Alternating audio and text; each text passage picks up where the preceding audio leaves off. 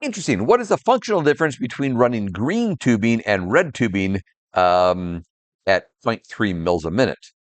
By the way, this had nice videos. Thanks for sharing. I had to add that part, right? Because it was a compliment. Okay, so I assume they're talking about in the Agilent world, Agilent color codes their tubing. Green is good. Most people in the world are going to run green tubing. If you're running 1.5, 2 mils a minute, green tubing is great. No benefit to trying to do any better than that.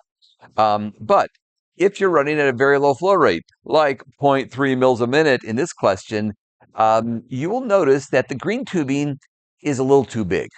It's 0.17 millimeter ID.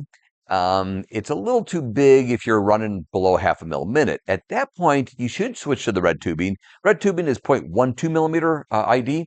That is a much smaller diameter, much smaller volume, and it will lead to a much lower loss of efficiency.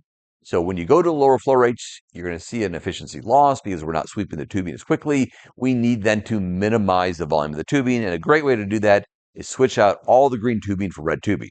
So again, if you're running 1.5, 2 mils a minute like I am on most of my instruments, green tubing is fine. Don't waste your time. If, however, you want to run a 2.1 millimeter ID column, why do you want to do that? Because you're doing LC mass spec. If you're doing that, you need to run 0.3 mils a minute. I assume that's what this person's doing. At that point, take out all the green tubing in the instrument, anywhere from the injector to the detector, remove all the green tubing, replace it with red tubing. If you're not using Agilent equipment, you want to follow the same rules. Just you want to switch out your 10 thousandths ID for 5 thousandths, 0.005 inch ID. That's in the imperial world, in the inch world. Same statement. Replace all the 10 thousandths for 5 thousandths and minimize the length of tubing. Get rid of all that extra tubing, and that will bring back most of the efficiency that you will lose by going to the lower flow rates. Okay, I hope that was clear. That was a great question, by the way.